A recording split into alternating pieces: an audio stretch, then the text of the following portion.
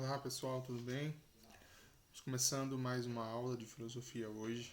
A semana que vem nós teremos avaliação, portanto estudo o capítulo 1º do livro. E lembrando também do nosso trabalho, muita gente ainda não fez, façam, ajuda na nota da prova, tá certo? Na nota, aliás, na nota da prova não, na nota bimestral, ok? Então a gente vai falar, pessoal, hoje dos últimos filósofos, né, que vão tentar traçar, tentar mostrar um caminho para alcançar a felicidade, certo? Quem são, né, esses filósofos? Quais são suas ideias? Bom, o primeiro que nós vamos ver é Epicuro, certo? Nós vimos que Platão, né, em Platão e Aristóteles, né, a felicidade está muito ligada à questão da cidadania, da ética, né, da maneira de agir correta, da ideia do bem. Já a partir de Epicuro, ele traz uma leitura bem diferente, né, do que esses filósofos que nós já citamos. Epicuro, ele traz o prazer como fonte de felicidade, né? Então, o que é prazer? Prazer é a ausência de dor, né? Então, a ausência de dor, o prazer traz a felicidade, certo? Então, nesse sentido, o Epicuro, ele diz que o ser humano, naturalmente, né, ele tenta fugir da dor, enfim. E como é que nós encontramos ou vivemos esse prazer de maneira mais intensa ou de maneira legítima, né? Bom, primeiro que para Epicuro existem algumas questões nas nossas vidas que nós devemos eliminá-las, certo? E a partir da eliminação dessas questões, isso nos ajudaria a encontrar o caminho da felicidade, certo? Então, o primeiro passo para ser feliz, segundo Epicuro, né, não é só uma busca desenfreada pelo prazer, tá certo? Mas é uma busca racional pelo mesmo. A partir do quê? Da eliminação de certas crenças. Como assim, Vinícius? Então, por exemplo, algumas crenças, segundo Epicuro, né, algumas preocupações religiosas ou supersticiosas, né, como queira chamar, traziam a infelicidade ou trariam dor, né, podem trazer dor, ok? Então, por exemplo, se eu participo de determinada religião, essa religião geralmente vai ter um princípio que eu preciso seguir, né? E alguns desses princípios eles vão fazer com que eu não cumpra ou não faça algo que é de minha vontade, ou algo que possa, sei lá, me dar um certo tipo de prazer, certo? Então, a partir disso, essa luta, né, essa digamos assim, essa dor, essa inquietação causada, né, por essas crenças, me afastam da sensação de prazer, portanto, me tornam infeliz, certo? Então, se eu frequento determinada religião e essa religião me diz que eu não posso fazer algo que eu quero fazer, aí na ideia de Epicuro isso não seria algo que me traria felicidade, mas seria algo que me traria infelicidade ou dor, que é a ausência do prazer, certo? Então, seria fundamental, né, na busca pela felicidade, na concepção de Epicuro, a eliminação de certas crenças ou de certas superstições, certo? Então, remetendo-nos, né, à realidade dele, falando da mitologia grega, os gregos, como vocês se lembram, né, numa das aulas aí atrás eu já disse, que a princípio para eles a felicidade estava muito ligada à questão de agradar, né, os deuses. Eu preciso agradar os deuses para que eles me tornem felizes. Então, a partir dessa lógica, né, que eu estou citando aqui nesse exemplo, é que Epicuro lutava, ou melhor, dizia que seria necessário eliminar certas crenças para que nós pudéssemos alcançar a felicidade legítima, tá certo? Então, se eu vivo uma vida em busca de agradar os deuses, eu não me coloco inteiramente à disposição da minha própria vontade ou do prazer que eu posso sentir, né, em determinadas situações, né, ou ações, tá certo? Deu para entender? Então, o segundo passo, né, na busca pela felicidade e através do prazer, como eu disse, não é buscar um prazer desenfreado, sei lá, eu querer fazer só o que eu quero e tal, sem limites, não. Mas seria você ter a possibilidade de eliminar ou de moderar certos desejos, certo? Ok? Então não é tudo o que nós queremos fazer, segundo Epicuro, que nos traz felicidade. Existem alguns desejos que são mais nobres ou necessários do que outros, tá certo? Então, nesse sentido, ele classificava, né, nossas paixões ou desejos, né? Como é que a gente podia moderar?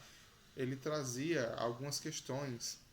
Ele classificava os prazeres, né? Ou os nossos desejos a partir de 3 óticas diferentes. A primeira, né? Que são os desejos chamados de naturais e necessários, que são aqueles, né, que são naturais da nossa vida, né, do nosso corpo, nós precisamos disso, né, como comer, beber e dormir, são naturais porque faz parte da nossa natureza, precisamos dele para sobreviver, e são necessários porque sem eles não sobrevivemos, né, também não deixam de ser forma de prazer. O segundo são os naturais e desnecessários, tá certo? Que nós podemos viver sem, mas que também é um desejo natural, ok? E aí, quais são os exemplos? Né? Comer alimentos refinados, né? Tomar bebidas especiais, né? Coisas caras, refinadas, roupas luxuosas, enfim. Então, por exemplo, como assim? Então, o fato de eu querer me alimentar é um desejo natural e necessário. Eu almoçar, por exemplo, eu comer. Agora, se eu quiser comer, sei lá, sushi, aí é um desejo natural, é natural que eu tenha, né? Que eu sinta esse desejo, mas é algo desnecessário, porque para sobreviver eu posso comer qualquer outra coisa. Deu para entender? E por fim, os desejos não naturais, né, que não são algo da nossa natureza ou do nosso corpo, né, e que também são desnecessários, né, como o desejo de riqueza, de fama e poder. A sociedade muitas vezes coloca isso para nós, mas não são necessários para que a gente sobreviva. Né? E a ideia, no caso de Epicuro, é que nós possamos aprender a sentir prazer e a conviver, né, a contentar-nos com pouco. Ou seja, eu tenho pouca coisa, porém, com pouco que eu tenho, eu me contento. Então, o pouco que eu tenho me traria prazer, me traria felicidade. Estão entendendo? Para isso, era necessário, segundo ele ainda, né, agir com prudência racional, buscando, né, o estado, ou melhor, buscando conquistar o que ele chamava de autarquia, né, que é a autossuficiência, digamos assim. Né, através, sobretudo, para alcançar, aliás, o estado de ataraxia. Tá? Ataraxia é um conceito que nós vamos usar tanto para Epicuro como também para os estoicos, que são o grupo que nós vamos ver a seguir. Então, qual o caminho da felicidade segundo Epicuro? Buscar o prazer de maneira moderada, uma moderação racional, tá certo? Para que nós possamos alcançar um estado de ataraxia. O que é ataraxia, Vinícius? Ataraxia nós podemos entender como um estado no qual nossas almas não são perturbadas, ou seja, nada me perturba, certo? Pode estar acontecendo o que for, e isso não me abala. Tem um problema, uma situação, eu não sei, tá certo? Algo assim, e isso não me abala, eu sigo, procuro o prazer de outras maneiras, enfim, certo? Então, caminho da felicidade para Epicuro, mais uma vez trazendo aqui para vocês, né? A felicidade era obtida através do prazer, que é a ausência de dor, tá certo? Não é um prazer desenfreado, mas é um prazer moderado através do uso da razão, para que nós alcancemos através desse prazer, através do uso da razão, um estado chamado de ataraxia, tá certo? No qual nossa alma não se perturba, ok? E também, né, nós encontramos, a partir do outro grupo, né, nós vamos falar, os estoicos, que trazem uma linha de pensar, uma corrente diferente no sentido de alcançar a felicidade, tá certo? Bom, eu ia falando a questão dos estoicos, né? Vou resumir também aqui, é bem simples da gente compreender, tá certo? Os estoicos também traziam como ideia de felicidade, tá certo? A busca pelo estado de ataraxia, ok? Que é o estado de imperturbabilidade, que palavra grande, né? Da alma. Ou seja, nós não nos deixamos perturbar por nada, tá certo? Só que o caminho que os estoicos indicavam para alcançar o estado de ataraxia é diferente do caminho de Epicuro, tá certo? Vimos agora, né, que Epicuro traçava esse caminho através do prazer e da moderação dos desejos, certo? Já os estoicos trazem, né, a busca ou o caminho para a ataraxia, para a felicidade, de uma maneira um pouco diferente, certo? Então, é necessário para que a gente compreenda, né, o caminho da felicidade, ou a busca pela felicidade a partir da ideia dos estoicos, é necessário que a gente compreenda que para os estoicos, tá certo? Tudo que existe foi construído, foi criado por uma providência que nós podemos comparar com a noção que nós temos de Deus, certo? E que essa providência, digamos assim, né, ela rege tudo que existe. Então, no cristianismo, por exemplo, né, nós temos a ideia de que Deus é o criador de tudo e que tudo está nas mãos dele, de que ele tem total domínio da história. Então, é uma noção muito parecida com essa que os estoicos trouxeram, tá certo? Então, a providência cria o cosmos, né, o universo, tudo que existe, e a providência, né, também traz é, esse guia, digamos assim, para as coisas que existem, certo? A providência é responsável pela criação de tudo que existe e pela manutenção do mesmo, certo? Mas o que tem isso a ver? O que tem a ver uma ideia de um ser, de algo que cria tudo com felicidade? Então, para os estoicos, certo? A providência, enfim, o ser ou algo que criou tudo que existe, já tem traçado para cada um de nós o que nós podemos falar como destino, tá certo? Aquilo que acontecerá em nossas vidas. Não sei se vocês acreditam nisso, tá certo? E não vem ao caso, ok? Então, qual é a ideia de felicidade para os estoicos? Né? Para nós alcançarmos o estado de ataraxia, são necessários também alguns passos, né? Nós usarmos o poder da nossa vontade sobre algumas questões, ok? Fazer aquelas coisas que dependem de nós da maneira correta, certo?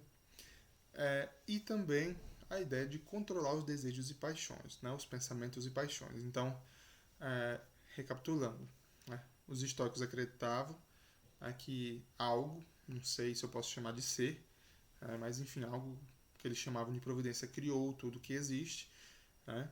E que o caminho para a felicidade passa por primeiro entendermos essa ideia, né? De que há algo que criou tudo que existe e que rege tudo que existe, certo? E qual a nossa parte, qual a nossa contribuição para sermos felizes, né? Seria primeiro controlar os pensamentos e paixões, né? Buscar fazer ou pensar naquelas coisas que são boas, né? Nas virtudes, atitudes que nós podemos chamar de atitudes virtuosas, como coragem, justiça, prudência, fugir das coisas consideradas más, né? Ou vícios, como determinadas paixões, a raiva, a injustiça, a gula, tá certo? A imprudência, ok? E há algumas questões que ocorrem em nossas vidas que são indiferentes, né? Uma doença, a pobreza, que não depende necessariamente da nossa vontade, certo? Então, a infelicidade ocorreria, né, quando nós não nos conduzimos ou quando nós não podemos nos conduzir pelas coisas boas, mas apenas pelas coisas más, tá certo? Então, quando nós usamos nossa vontade para buscar as virtudes, né, nós estamos controlando, dominando nossas paixões, certo? E qual é a ideia, né, dos estoicos?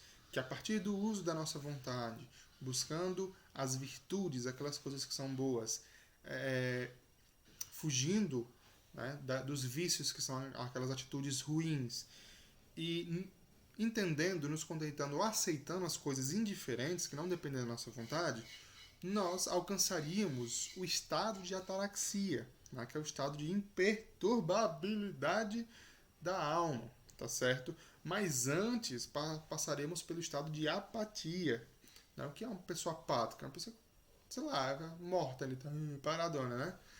Mas o estado de apatia definido pelos estoicos é um estado no qual nós eliminaríamos nossas paixões, ou seja, nossos desejos, tá certo? E então chegaríamos ao estado de ataraxia, que é um estado de que nada nos perturbaria mais, certo? Nem o fato de eu querer algo e não conseguir, nem o fato de algo ruim acontecer comigo. Então, a ideia de felicidade para os estoicos está nisso, na busca pela ataraxia, para que nós pudéssemos aceitar o nosso destino, ou o destino que a providência criou para nós, para cada um de nós, tá certo? É o que chama de amor fati, ou amor aos fatos, ou amor ao destino.